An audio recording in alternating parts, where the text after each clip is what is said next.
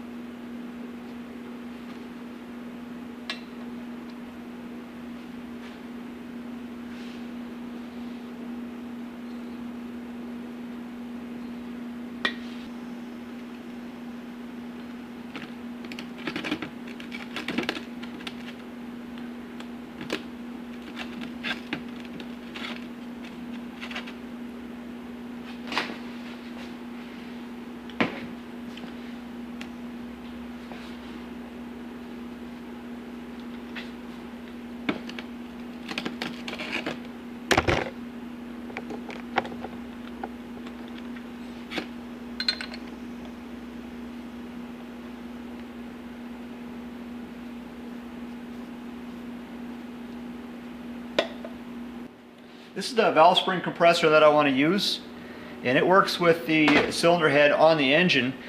So in this case I'm going to need to lay the cylinder head face down to keep the valves in place, and those valves are going to want to slide out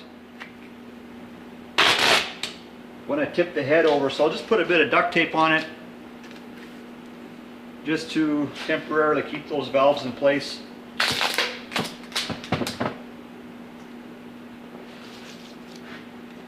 And I'm also going to I'm going to try and get the majority of the valves on this rag, and that will help to keep those valves up there as well.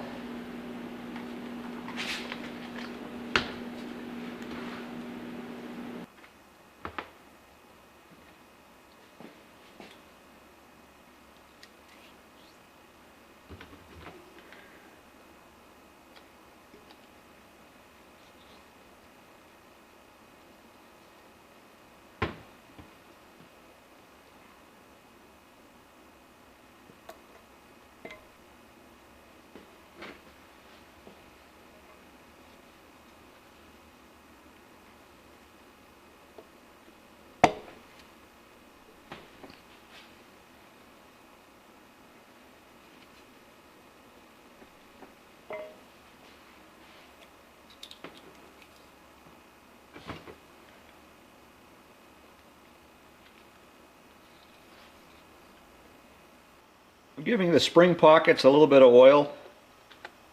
It is metal to metal contact after all.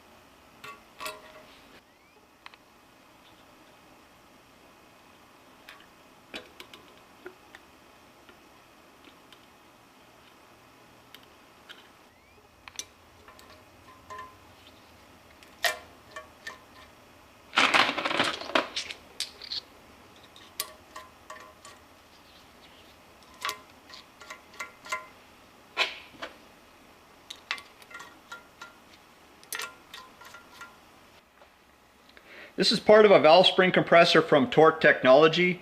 Interesting idea, and it's actually designed so that valve springs can be removed when the head is still bolted to the block. One thing I don't like about this design for that kind of an application is the head bolts actually have to be removed where the rocker pedestals go. So the head bolt goes here, and the rocker pedestal also bolts on here. So this and this has to be removed, head bolt and this bolt, rocker pedestal comes off, and then this thing can be used. So no big deal if the cylinder head is coming off anyways. However, I don't like the idea of removing a head bolt and then putting it right back where it came from when you know, without removing the head, you know, completely.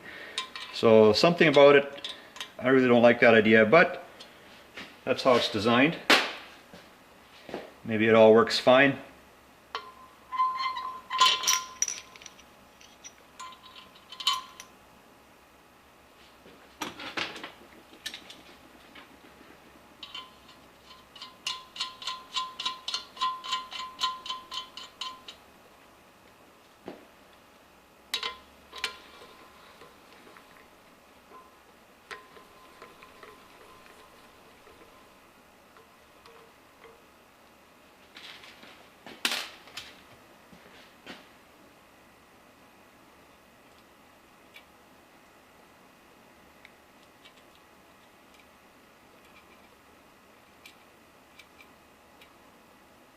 I'm going to change the camera angle to more of a down shot here.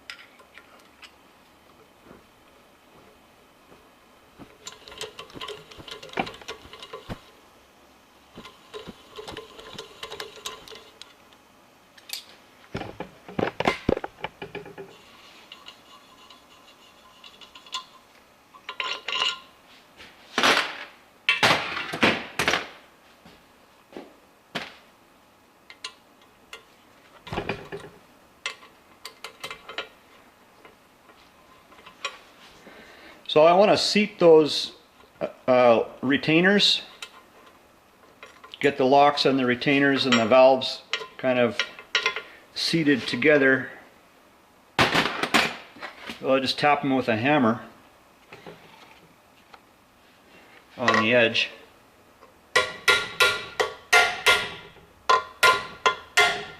Very careful not to hit that valve. Okay, so that's basically how that works. So thanks for watching another video, guys.